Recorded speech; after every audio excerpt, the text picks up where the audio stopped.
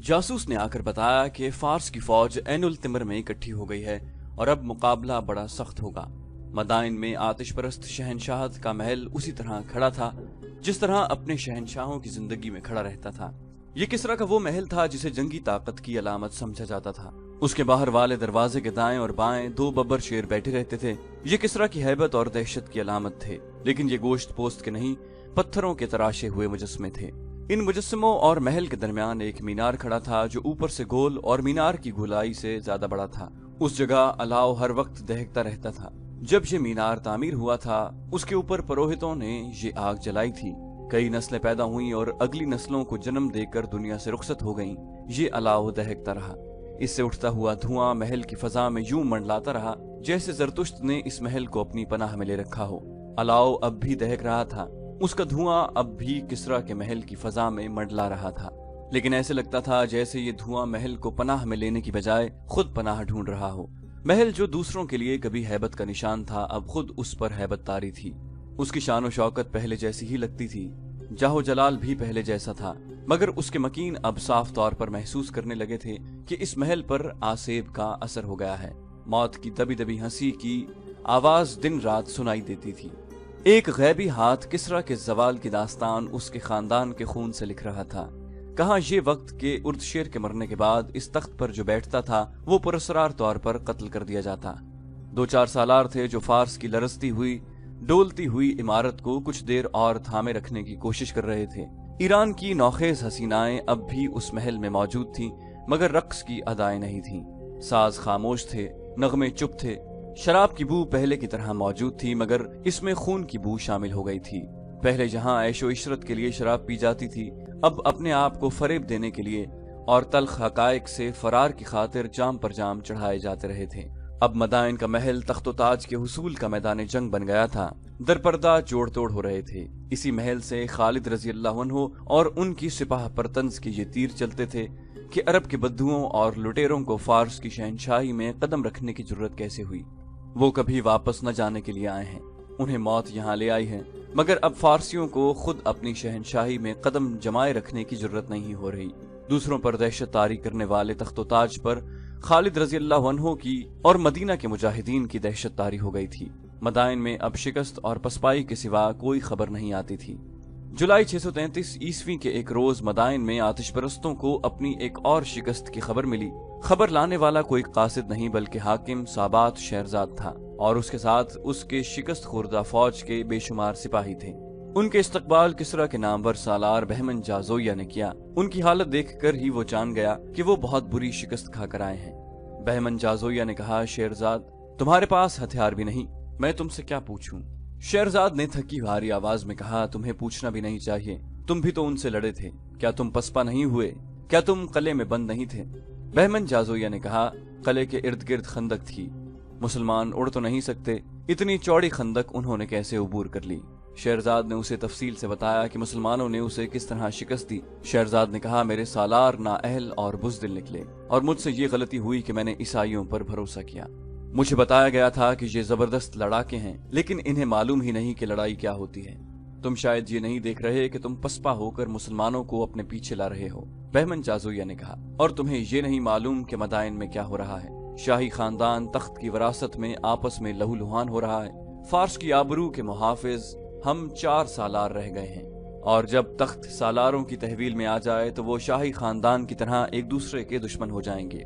Sherzad ने कहा और राजदारी के लहजे में कहने लगा, क्या तुम अभी तक महसूस नहीं कर सके कि फार्स की शहनशाही का जवाल शुरू हो चुका है? क्या हमारा सूरज डूब नहीं रहा? बहमन जाजोया ने कहा, शेरजाद इस हल्फ को न भूलो जो हमने जरतुश्त के नाम पर उठाया था कि फार्स को दुश्मन से बचाने के लिए हम अपनी जानें कुर्बान कर देंगे। तुमने गलती की है जो यहाँ चले आए हो। कहाँ जाता? बहमन जाजोया ने कहा, ऐनुल तिमर। ऐनुल तिमर अभी महफूज है, बल्कि ये हमारा एक महफूज अड्डा है। कलादार मेहरान बिन बहराम लड़ना और लड़ाना जानता है। इत्तला मिलते ही उसने चंद एक बद्दुई कबीलों को भी ऐनुल तिमर में इकट्ठा कर लिया है। अगर मुसलमानों ने उधर रुख किया तो ऐसे ही होगा जैसे वो पहाड़ से टकराए हों। उनमें पसपा होने की भी हिम्मत नहीं होगी। वो मुसलसल लड़ते आ रहे हैं। वो जिन्नात तो नहीं, आखिर इंसान हैं। इनमें पहले वाला दमखम नहीं रहा। शेरजाद ने कहा, लेकिन मैंने उन्हें ताजा दम पाया है। मैंने उनमें थकन और कम हिम्मती के कोई आसार नहीं देखे, और बहमन मुझे शक होता है जैसे वो नशे में बदमस्त थे। ऐसे बेजिगरी से वही लड़ सकता है जिसने कोई नशा कर रखा हो। बहमन जाज़ोया ने कहा, मैं ये नहीं कहूंगा कि उनका अकीदा सही है, लेकिन मैं ये जरूर कहूंगा कि उन पर अपने अकीदे का नशा तारी है। हम अपनी सिपाह में ज़हनी कैफियत पैदा नहीं कर सकते। तुम कह रहे थे कि मुझे ऐनुल तिमर चले जाना चाहिए था। शेरजाद ने कहा, क्या यह बेहतर नहीं होगा कि मैं तुम्हारे साथ रहूं और अपनी सिपाह को मुनज़्ज़म करूं, फिर मुसलमान पर जवाबी हमले की तैयारी करें। बहमन जाज़ोया ने कहा, अब तुम्हारा ऐनुल तिमर जाना भी ठीक नहीं, हमें सोच समझकर अगला कदम उठाना पड़ेगा। ऐनुल तिमर अंबार के जुनूब में फरात के मशरकी किनारे से कई मील दूर हटकर अंबार की तरह एक बड़ा तिजारती मरकज हुआ करता था। आज सिर्फ एक चश्मा उसकी निशानी रह गई है। उस जमाने में उस शहर का तिजारती राब्ता दुनिया के चंद एक दूसरे मुल्कों के साथ भी हुआ था। कला मजबूत और शानदार था।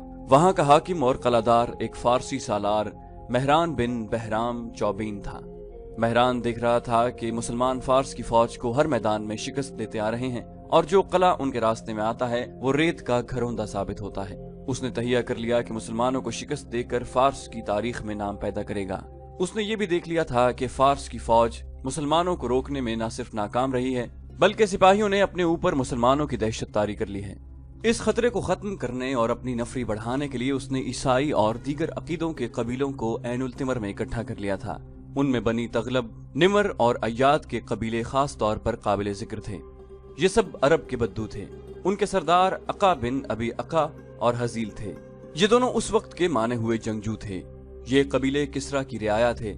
एक तो वो खुद अपने आकाओं को खुश करना चाहते थे, दूसरे ये कि मेहरान बिन बहराम ने उन्हें बहुत ज्यादा मुराद और इनामात देने का वादा किया था।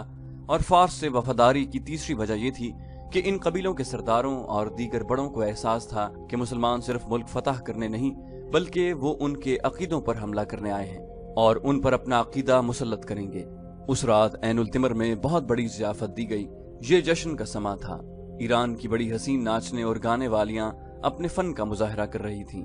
ये ज़ियाफत उन बद्दुई कबीलों के सरदारों और सरकर्दा अफराद के एजाज में दी गई थी। शराब पानी की तरह बह रही थी। उन बद्दुओं ने ऐसी ज़ियाफत और ऐसी अय्याशी कभी ख्वाब में भी नहीं देखी थी। बड़ी खूबसूरत और जवान औरतें उन्हें शराब पिला रही थीं और उनके साथ फहुश हरकतें कर रही थीं। मौर्रिखों ने लिखा है कि इस कैफियत में जब उन पर शराब और औरत का नशा तारी था, बद्दुई कबीलों के एक सरदार अका बिन अबी अका ने मेहरान बिन बहराम से कहा कि वो अपनी फौज को पीछे रखे और बद्दुई कबीले आगे जाकर मुसलमानों को ऐनुल तिमर से दूर जाकर रोकेंगे। मेहरान बिन बहराम ने कहा, अगर तुम ऐसा ही बेहतर समझते हो तो मुझे कोई एतराज नहीं, लेकिन मुझे डर है कि तुम्हारे कबीले हमारी फौज के बगैर नहीं लड़ सकेंगे। अका ने कहा, हम अरबी हैं, अरबों से लड़ना सिर्फ हम जानते हैं। अरब के इन मुसलमानों से हमें लड़ने दो। फारसियों ने उनके मुकाबले में आकर देख लिया है। मशहूर मौरिख तिबरी ने मेहरान और अका की ये गुफ्तगू उन्हीं के अल्फाज में अपनी तारीख में शामिल की है। मेहरान बिन बहराम ने कहा, मैं तस्लीम करता हूँ, तुम्हारी बहादुरी को मैं तस्लीम करता हूँ अका। जिस तरह हम अजमियों के खिलाफ लड़ने के माहिर हैं, उसी तरह तुम अरबों के खिलाफ लड़ने में महारत रखते हो। तुम इन अरबी मुसलमानों को काट फेंकने के लिए आगे चले जाओ। मेरी फौज तुम्हारे करीब ही कहीं मौजूद होगी। जो ही जरूरत पड़ी हम तुम्हारी मदद को पहुंच जाएंगे। रात गुजर गई। सुबह फारस की फौज के 2 सालार मेहरान बिन बहराम के पास गए। रात को हमने आपकी और अका की बातचीत में दखल देना मुनासिब न समझा। एक सालार ने कहा, हमने बोलने की जरूरत इसलिए भी न समझी कि रात को ये बातचीत नशे की हालत में हो रही थी। मेहरान ने कहा, मैं पूरी तरह होश में था, कहो क्या कहना चाहते हो। आपने जो इन बद्दुई कबीलों को अहमियत दी है ये हमारे लिए अच्छी नहीं। सालार ने कहा, क्यों अच्छी नहीं? इससे इन कबीलों को ये तासुर मिला है कि हम मुसलमानों से डरते हैं। सालार ने जवाब दिया, या ये कि हम कमजोर हैं, ये लोग इतनी अहमियत के काबिल नहीं। दूसरे सालार ने कहा, अगर बद्दुई कबीलों ने मुसलमानों को शिकस्त दे दी तो कहा जाएगा कि ये फतह इन कबीलों की है, और अगर ये न होते तो हम एक और शिकस्त से 2-4 होते। मैंने उन्हें जो अहमियत दी है ये आखिर तुम्हें मिलेगी। मेहरान ने कहा, क्या तुम तस्लीम नहीं करते कि हम पर हमला करने वो शख्स आ रहा है जिसने हमारे नामवर सालारों को मौत के घाट उतार दिया है और उसने फारस की शहनशाही की बुनियादें हिला डाली हैं। मैं इस एतराफ से नहीं शर्माऊंगा कि तुम खालिद रजी अल्लाह अन्हु का मुकाबला नहीं कर सकते। मैंने कुछ सोचकर इन बद्दुई कबीलों को आगे जाने की इजाजत दी है। अगर उन्होंने मुसलमानों को शिकस्त दे दी तो ये तुम्हारी फतह होगी। ये बद्दुई कबीले हमारी रियाया हैं। अगर ये मुसलमानों को शिकस्त न दे सके और पसपा हो गए तो हम मुसलमानों पर इस हालत में हमला करेंगे कि वो थक कर चूर हो चुके होंगे और हमारी फौज ताजा दम होगी। दोनों सालारों ने एक दूसरे की तरफ देखा। उनके चेहरों पर रौनक आ गई थी। अपने हाकिम की ये चाल उन्हें बहुत पसंद आई थी। खालिद रजी अल्लाह अन्हु मुजाहिदीन के लश्कर को लेकर ऐनुल तिमर की तरफ जा रहे थे। उन्होंने दरियाए फरात उबूर किया और बड़ी तेज रफ्तारी से दरिया के किनारे पेशकदमी जारी रखी। उन्होंने देखभाल के लिए जो आदमी आगे भेज रखे थे वो अपनी इत्तलाएं कासिदों के जरिए भेज रहे थे। अंबार में खालिद रजी अल्लाह अन्हु अपने एक नायब सालार जबरकान बिन बदर को छोड़ आए थे। ऐनुल तिमर 10 मील दूर रह गया था। जब जासूस और देखभाल करने वाले दूसरे आदमी पीछे आ गए, उन्होंने खालिद रजी अल्लाह अन्हु को इत्तला दी कि जरा ही आगे एक बहुत बड़ा लश्कर पड़ाव डाले हुए है और ये लश्कर फारस का नहीं बल्कि बद्दुई कबीलों का है। इस लश्कर का सालार आला अका बिन अबी अका और उसका नायब हजील है।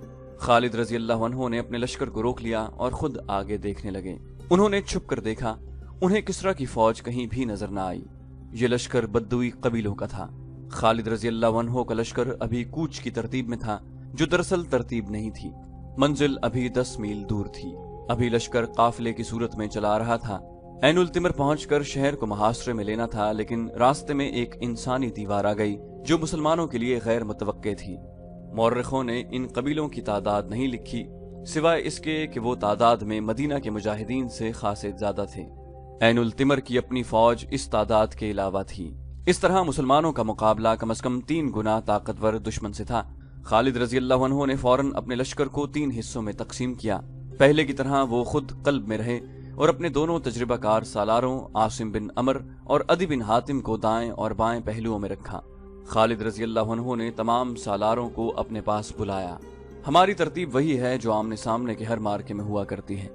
खालिद रजी अल्लाह अन्हु ने सालारों से कहा, लेकिन लड़ने का तरीका मुख्तलिफ होगा। अब कल्ब से हमला नहीं होगा। मेरा इशारा मिलते ही दोनों पहलू दुश्मन के पहलुओं पर हल्ला बोल दें और वहां दुश्मन को पूरी तरह उलझा लें। थोड़ी देर बाद इस तरह पीछे हटें कि दुश्मन को यह तासुर मिले कि तुम पसपा हो रहे हो। थोड़ा सा पीछे आकर फिर आगे बढ़ो और फिर पीछे हटो। इस तरह दुश्मन के पहलुओं को आपस में उलझाए रखना कि अपने कल्ब की उन्हें होश न रहे। मैं सीधा दुश्मन के कल्ब पर हमला करूंगा, लेकिन कुछ देर बाद तुम दोनों इस कोशिश में रहना कि दुश्मन के पहलुओं से उसके कल्ब को मदद न मिल सके। वलीद के बेटे, दुश्मन की तरफ से ललकार सुनाई दी। आंखें खोल, देख तेरी मौत तुझे किसके सामने ले आई है। मैं अका हूँ, अका बिन अबी अका। खालिद रजी अल्लाह अन्हु ने घोड़े पर सवार होकर और रिकाबों में खड़े होकर ललकार कर जवाब दिया, वलीद का बेटा देख चुका है, तेरी मकरूह आवाज सुने बगैर देख लिया है। क्या किसरा के सालारों ने महल में नाचना और गाना शुरू कर दिया है कि उनकी लड़ाई तुम लड़ने आ गए हो। अका की ललकार बुलंद हुई, इब्ने वलीद, क्या तू जिंदा वापस जाने का ख्वाहिशमंद नहीं? खालिद रजी अल्लाह अन्हु ने गला फाड़ कर कहा, मैं जिंदा वापस जाऊंगा, खुदा की कसम तेरे सर को तेरे जिस्म से अलग करके जाऊंगा। खालिद रजी अल्लाह अन्हु अपने सालारों की तरफ मुतवज्जे हुए। रब्बे काबा की कसम, मैं अका को जिंदा पकड़ूंगा, फिर उसे जिंदा नहीं रहने दूंगा। तुम सब अपने अपने दस्तों तक पहुंचो और सबको बताओ कि आज तुम्हारा मुकाबला 2 फौजों के साथ है। एक ये फौज है जो तुम्हारे सामने स्याह पहाड़ की मानंद खड़ी है, और एक वो फौज है जो शहर के अंदर है या कहीं रूपोश है और न जाने किस तरफ से तुम पर हमला कर देगी। सबको बता दो कि आज जिसने पीठ दिखाई वो अल्लाह को मुंह दिखाने के काबिल नहीं रहेगा। मौरिख लिखते हैं कि मदीना के मुजाहिदीन मुसलसल लड़ रहे थे और कूच कर रहे थे और उनकी तादाद भी कम थी। ऐनुल तिमर में दुश्मन को ललकार कर खालिद रजी अल्लाह अन्हु बज़ाहिर गलती कर रहे थे, लेकिन खालिद रजी अल्लाह अन्हु के चेहरे पर संजीदगी जरूर थी। परेशानी की हल्की सी भी झलक नहीं थी। उन्हें दुश्मन ललकार रहा था। खालिद रजी अल्लाह अन्हु ने इशारा दे दिया। एक पहलू से सालार आसिम बिन अदी और दूसरे पहलू से सालार अदी बिन हातिम ने बद्दुई कबीलों के लश्कर के पहलुओं पर हमला कर दिया। अका बिन अबी अका अपने लश्कर के कल्ब में था और उसकी नजर मुसलमानों के कल्ब पर थी, जहां खालिद रजी अल्लाह अन्हु थे। उसे तवक्को थी कि दस्तूर के मुताबिक सामने से कल्ब के दस्ते हमला करेंगे, मगर खालिद रजी अल्लाह अन्हु दस्तूर से हट गए थे। दोनों फौजों के पहलू जब गुत्थम गुत्था हुए तो थोड़ी देर में अपनी उड़ाई हुई गर्द में छुप गए थे। उस गर्द से घोड़ों के हिनहिनाने, तलवार और ढालों के टकराने की मुहीब आवाजें और जख्मियों की कर्बनाक सदाएं उठ रही थीं। एक कयामत थी जो गर्द के अंदर बपा थी। पहलुओं के दोनों सालारों ने खालिद रजी अल्लाह अन्हु की हिदायत के मुताबिक अपने दस्ते पीछे हटाए। बद्दुई कबीले इस खुशफहमी में मुसलमानों के पीछे गए कि मुसलमान पसपा हो रहे हैं। वो जोश खरोश से नारे लगा रहे थे, लेकिन मुसलमान रुक गए और उन्होंने दुश्मन पर ऐसा दबाव डाला कि वो पीछे हटने लगे। मुसलमान एक बार फिर पीछे हटने लगे। बद्दुई फिर उनके पीछे आ गए। इस तरह मुसलमानों ने दुश्मन के पहलुओं को ऐसा उलझाया कि उन्हें अपने कल्ब की होश न रही। गर्द इतनी ज्यादा हो गई थी कि पता ही नहीं चलता था कि उसके अंदर क्या हो रहा है। खालिद रजी अल्लाह अन्हु बड़ी गौर से देख रहे थे। उनकी नजर अका पर थी, जो मौर्रखीन के मुताबिक ये देख देख कर परेशान हो रहा था कि मुसलमानों का कल्ब आगे क्यों नहीं बढ़ता। मुसलमानों के कल्ब के दस्तों का अंदाज कुछ ऐसा ढीला ढाला सा था जैसे वो हमला नहीं करना चाहते। अका बिन अबी अका ने जब मुसलमानों के कल्ब के दस्तों को इस लाताल्लुकी की हालत में देखा तो उसने मुसलमानों के पहलुओं के दस्तों को कुचलने के लिए कल्ब से खासी नफरी अपने पहलुओं की मदद के लिए भेज दी। खालिद रजी अल्लाह अन्हु उसे इसी धोखे में लाना चाहते थे जिसमें वो आ गया। खालिद रजी अल्लाह अन्हु ने अपने मुहाफिजों को साथ रखा। उन्हें वो बता चुके थे कि अका को जिंदा पकड़ना है। खालिद रजी अल्लाह अन्हु ने कल्ब के दस्तों को दुश्मन के कल्ब पर हमले का इशारा दे दिया। अका के लिए हमला अचानक और गैर मुतवक्के था। खालिद रजी अल्लाह अन्हु ने अपने मुहाफिजों से अका और उसके मुहाफिजों को घेरे में ले लिया। अका के मुहाफिज बेजिगरी से लड़ रहे थे। मुसलमानों को वो करीब नहीं आने दे रहे थे। अका उनके दरमियान में था। मुसलमानों के दस्तों ने बद्दुई कबाइलियों के पांव उखाड़ दिए। अका भाग निकलने की कोशिश कर रहा था। खालिद रजी अल्लाह अन्हु ने उसे ललकारा, सामने आ अका, तू मुझे कत्ल करना चाहता था। बाज मौरखों ने लिखा है कि खालिद रजी अल्लाह अन्हु ने कमंद फेंक कर अका को पकड़ लिया, लेकिन मौरखों की अक्सरियत से पता चलता है कि अका खालिद रजी अल्लाह अन्हु की ललकार पर मुकाबले में आ गया। दोनों घोड़ों पर सवार थे। अका को तारीख के माहिर जंगजू और तेगजन करार दिया गया है। मुस्तनद यही है कि खालिद रजी अल्लाह अन्हु और अका के दरमियान बड़ा सख्त मुकाबला हुआ। खालिद रजी अल्लाह अन्हु को अल्लाह के रसूल सल्लल्लाहु अलैहि वसल्लम ने अल्लाह की तलवार का खिताब अता किया था। उन्होंने अका का हर वार बचाया और मौके की तलाश में रहे। उन्हें जो ही मौका मिला अका को घोड़े से गिरा दिया। खालिद रजी अल्लाह अन्हु अपने घोड़े से कूद कर उतरे। अका अभी संभल ही रहा था कि खालिद रजी अल्लाह अन्हु की तलवार की नोक अका के पहलू के साथ लग चुकी थी। उसके साथ ही खालिद रजी अल्लाह अन्हु के 3-4 मुहाफिजों ने बर्छियों की अन्नियां अका के जिस्म के साथ लगा दी। अका ने हथियार डाल दिए। उसके कई मुहाफिज हलाक और जख्मी हो चुके थे। जो बच गए वो भाग उठे। फौरन ये खबर बद्दुई कबाइल तक पहुंच गई कि उनका सरदार आली हथियार डाल चुका है। ये अफवाह भी फैल गई कि अका मारा गया है। इधर मुसलमानों के सालार आसिम और अदी दुश्मन के पहलुओं के दस्तों का बहुत नुकसान कर चुके थे। इस खबर के साथ ही अका मारा गया या पकड़ा गया है, पहलुओं के सिपाही पसपा होने लगे। थोड़ी देर तक सूरत हाल ये हो गई कि बद्दुई 1-1, 2-2 ऐनुल तिमर की तरफ भागे जा रहे थे। अका खालिद रजी अल्लाह अन्हु का कैदी था, लेकिन वो परेशान नहीं था। उसे तवक्को थी कि ऐनुल तिमर की फारसी फौज उसकी मदद के लिए पाबरकाब होगी और आ ही रही होगी। वो मुसलमानों की हालत देख देख कर खुश हो रहा था। मुसलमान थक कर निढाल हो चुके थे। खालिद रजी अल्लाह अन्हु ने अपने कासिदों को बुलाया। तमाम सालारों और कमांदारों को पैगाम दो कि बद्दुई लश्कर की पसपाई को अभी अपनी फतह न समझें। खालिद रजी अल्लाह अन्हु ने कासिदों से कहा, अभी माल गनीमत की तरफ भी न देखें, एक और फौज आ रही है, वो ताज़ादम होगी, उसके मुकाबले के लिए तैयार रहो। ये तो मालूम ही नहीं था कि मेहरान बिन बहराम की फौज किस तरफ से आएगी या वो ऐनुल तिमर में कलाबंद होकर लड़ेगी। इस फौज पर नजर रखने के लिए मुसन्ना बिन हारिसा अपने छापा मार दस्ते के साथ ऐनुल तिमर तक के इलाके में मौजूद और मुतहर्रिक था। उसने खालिद रजी अल्लाह अन्हु को बार बार यही पैगाम भेजा था कि आतिश परस्तों की फौज कहीं भी नजर नहीं आ रही थी।